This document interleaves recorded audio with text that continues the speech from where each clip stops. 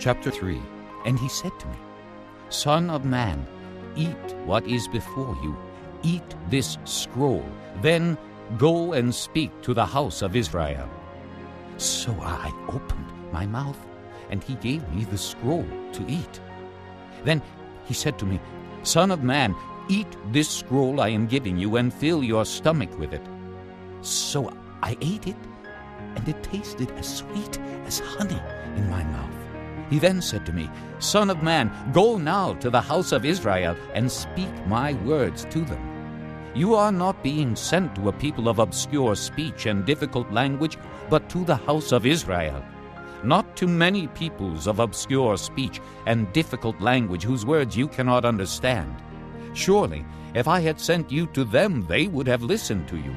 But the house of Israel is not willing to listen to you, because they are not willing to listen to me. For the whole house of Israel is hardened and obstinate. But I will make you as unyielding and hardened as they are. I will make your forehead like the hardest stone, harder than flint. Do not be afraid of them or terrified by them, though they are a rebellious house.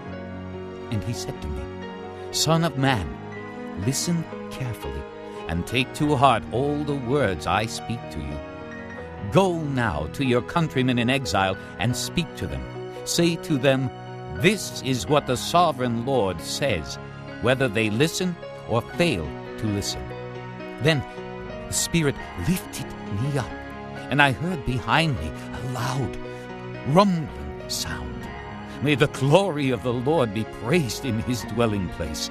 The sound of the wings of the living creatures brushing against each other, and the sound of the wheels beside them, a loud, rumbling sound. The Spirit then lifted me up and took me away, and I went in bitterness and in the anger of my spirit with the strong hand of the Lord upon me. I came to the exiles who lived at Tel Aviv near the Kibar River, and there, where they were living, I sat among them for 7 days, overwhelmed. At the end of 7 days, the word of the Lord came to me. Son of man, I have made you a watchman for the house of Israel. So hear the word I speak, and give them warning from me. When I say to a wicked man, You will surely die, and you do not warn him or speak out to dissuade him from his evil ways in order to save his life, that wicked man will die for his sin, and I will hold you accountable for his blood.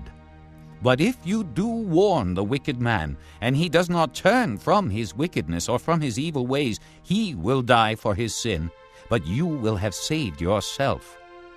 Again, when a righteous man turns from his righteousness and does evil, and I put a stumbling block before him, he will die. Since you did not warn him, he will die for his sin. The righteous things he did will not be remembered, and I will hold you accountable for his blood.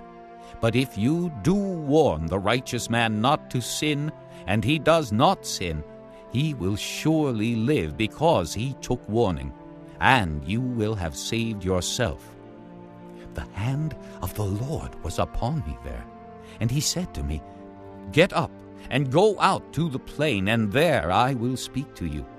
So I got up and went out to the plain, and the glory of the Lord was standing there, like the glory I had seen by the Kibar River, and I fell face down. Then the Spirit came into me and raised me to my feet.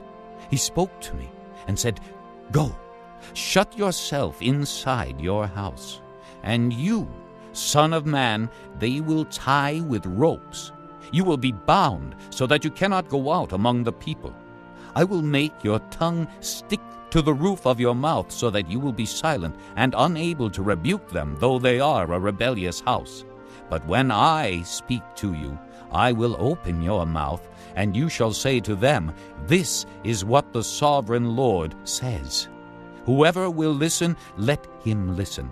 And whoever will refuse, let him refuse, for they are a rebellious house.